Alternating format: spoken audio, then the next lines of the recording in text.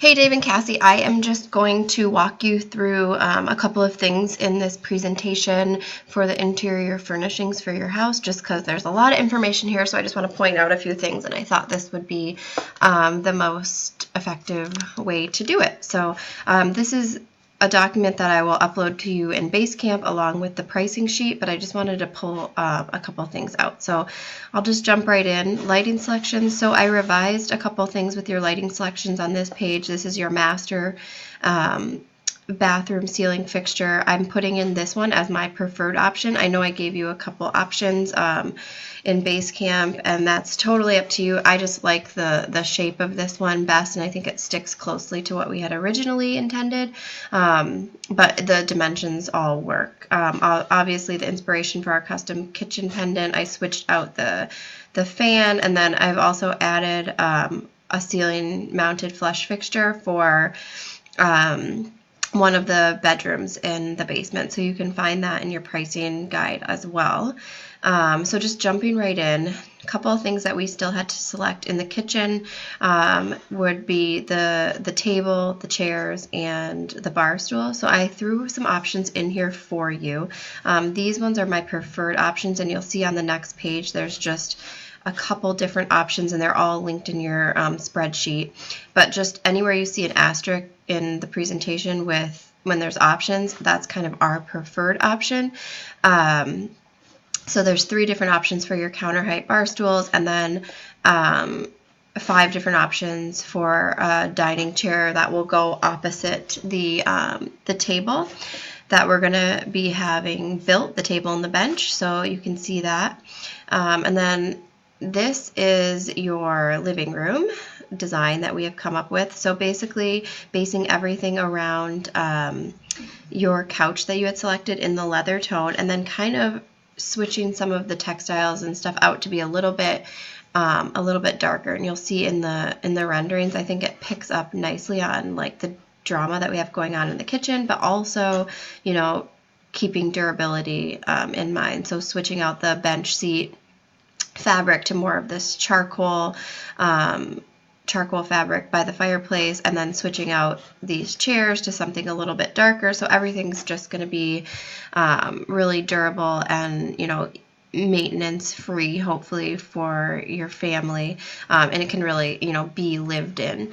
We're suggesting, just because the space is so large, to layer a couple of rugs. We have kind of like a textured rug and then one with a pattern over it, and I did switch out the bench as well to something that is, again, textural, but also, you know, you don't have to worry about getting super dirty if it's like a white upholstery. And then we're also suggesting a custom piece of art, this is from a local photographer. It's a picture of Lake Superior, just done in black and white and framed up in a really large piece to kind of hang behind the couch as kind of an accent for that wall. Let's see. And then I did also throw you in another rug option with all the pattern that we have going on between like the kitchen rug and the stair runner and everything. We're trying to kind of make the living room a little bit more subtle, so it's not like super overload with all these kind of Persian or tribal patterns on the rugs, and kind of giving a little bit of variety and interest, but making it a little bit subtle as well. So there is an option for that, and then this would be our layered option that we're kind of leaning towards as a preference. And you can kind of just see a couple pictures of how this will all look together. I don't want to do too much that takes away from like the drama of your awesome kitchen. I think this wall and like the black cabinets and this really big island and your custom light fixtures and everything are going to be kind of the showstopper. So I want what's going on in the living room to really complement that, but not take away from it. And that's kind of why we kind of moved into a little bit of easier pattern. So you've got pattern here, and then a lot of kind of solid or simpler patterns, and then just allowing a couple pops of fun, you know, patterns in your textiles or things that can be changed out easily. And you can kind of see the dark bench cushion here, the dark chairs. The layout is pretty much staying the same as we had originally laid it out, but just changed out some of the colors. So you can see that, and then this is just a view of your living room layout. Oh, and one thing I wanted to touch on too is this coffee table. We are in love with this coffee table. It's a really large round, it's 41.5 inches, I believe, diameter, ombre kind of cement looking coffee table. I think it's super interesting, but still being really clean and sleek, and again, kind of letting the rest of the design features in the house stand out. I did switch out the side table between the chairs to something that's a little bit more mid-century. It's a knockoff Ames chair, but keeping these again a little bit more simple. One, they're really great for budget. Two, I just think that the simplicity, the lines, the color, and everything picks up what we have going on in the kitchen really nice without kind of overdoing the space. So we can talk about that, because I know that was one thing you had said, a little bit more mid-century with the tables, and I'm hoping that this table kind of satisfies that for you. Again, just a picture of your layout, this really awesome large piece of Lake Superior art behind there, and then just letting the simplicity of your fireplace and this awesome glass wall kind of be the standout points in the room. Again, just another view, we can kind of see that coffee table, and this would be like a textural bench. That's just some easier seating or accessible seating for when you're having, more people over. I did want to talk to you about this wall as well. So we have this big expansive wall going out to the patio now that we see that we took this wall down, and I'm suggesting just having some really simple kind of boxed wall planters made from the same guy, Joey, who's making your wood handles over here, and just doing a really simple kind of minimalist installation on that wall for some wall planters. And so I included a little snip of an idea of how something like that might look, again, just to kind of add some interest and movement to that wall without feeling like we have to stick a big art piece on every wall, because I know that this piece at the top of the stairs where we filled in the closet is kind of going to be the showstopper. And right now I'm showing that blank because I think that is something, one, that we want to kind of discuss a little bit more in depth once we finalize the rest of the furnishings and kind of nail that down, because likely it's going to have to be custom. I'm just showing right now that it's 4 to 5 feet wide by 6 feet high. It's pretty big, so we can discuss that in the future and find something that's really going to be representative of your house and set the tone for your house, and go with all the other decisions that we've made in the space. I did include a couple links to this artist that I'm in love with, and her name is Lauren Williams, and she does these fiber art wall hangings, and they're super big. They're basically about this size, and she's got all these different kind of colors and patterns, and they're called canvas with movement. So they're made of yarn, and they're dip dyed with all these different colors, and I think they're really beautiful and really interesting and could be a cool thing for up here as well. So I just wanted to include that as an idea. We can of course always go in a little bit more of a canvas art direction, something abstract, photography. I think that we're going to have to explore that a little bit more in depth. Master bedroom. Take a look at this. We went pretty subdued and neutral with this, and just picked up some hints of the black and navy that we have going on in the master bedroom, so that those two rooms really speak to each other.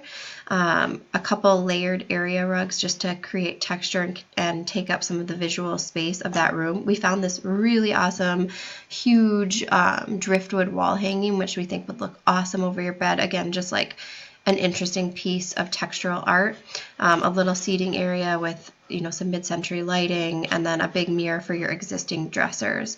We're also suggesting just in the bedrooms, in your room and Beta's room, doing the same blackout shades we had in the cottage, and then adding a couple other touches, which you'll see in a second. So just to get an idea of kind of how that would lay out, this is your existing nightstands and dresser with the CB2 bed, a really large scale piece of art there, and then your seating area kind of peeking into the bathroom, and we're suggesting, you know, sticking your TV mounted above the tall version of your dresser that's going over here. A couple of options for window treatments for Veda's bathroom. So next page, you can see I'm suggesting something similar that we did for a bathroom reno where we had similar issues where we wanted to let light in, but also, you know, not have completely blocking, you know, the everything off, but not, you know, having some privacy as well. So I'm suggesting a half mounted, you know, faux Roman shade. So basically it won't be able to come up and down. It'll kind of be like a valance essentially mounted inside. And then in one of these fabrics, and you can kind of see how those play with what's going on in here. This is actually would have to be custom made. This is just a fabric from one of my suppliers, and these two are from Loom Decor, which does custom valances online. You can see some of the options there as well. Veda's room, which I'm in love with, and I want to get some of your feedback on. So just take a look through that and see what you think. Existing dresser, and then we kind of added a lot of other stuff kind of going with this wallpaper, which I'm still trying to find the source on, and then going a little bit kind of boho and fun. So you can see that was how we would lay it out, a little bit more of eclectic use of furniture, giving her a little desk space that doubles as a nightstand, adding in like a rattan nightstand on this side, existing dresser, horse wallpaper. We added some drapery panels in here in addition to the blackout shades, which I think are just really functional for, you know, having in a bedroom. And then again, some picture ledges for forward facing book storage to the left of her closet between the entry door. Jumping into the lower level, we kept a lot of this ideas the same as far as color. Just a couple things. I changed out the lighting to this option from Lowe's, which is a little bit more affordable than the Design Within Reach option.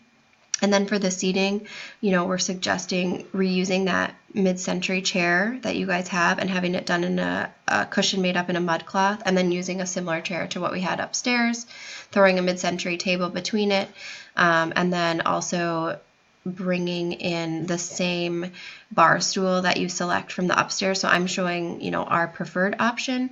But again, I think if you go with a different option upstairs, I would repeat that downstairs to just have some consistency.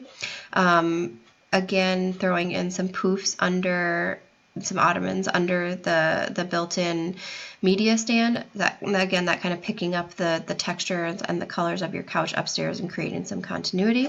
And then we're really excited about this idea of a wood wall art. So that would be on the wall between the two windows, and I'll show you that in a second. But this would be custom made for you guys by the same guy making the hardware and possibly the wall planters upstairs. We just really think it's like a fun, again, textural, interesting, you know, piece of art to add to the wall without it having to be, you know, framed images or, you know, a framed piece of art. So you can kind of see some of this. We're still keeping these pieces here, keeping this lighting because it works well with the soffit. I am showing no wallpaper now since we haven't really nailed that down, but there's a potential that we could, you know, add wallpaper there in the future. And then this wall hanging going here, your leather poofs tucked under your item there, and then just showing kind of this eclectic seating with your vintage chair and then a new chair here as well. And then as far as for Veda's play area, this is kind of what we're thinking. Basically putting a rug back there, layering it with some textures, baskets for storage, a small size children's mid-century scaled chair, forward-facing book storage, and then some fun lighting, which doesn't have to be hardwired, so don't worry about that, Dave. It's just kind of like a pendant lighting swag that can plug in, but just kind of highlighting this little area, forward-facing book storage, toy storage, and then her kitchen would fit to the right there. And I'm kind of leaving this area alone until that gets built, and then we can kind of readdress that if necessary. I'm going to pause here because I can only do 15 minutes at a time on this recorder, and then I'll pick back up in part 2.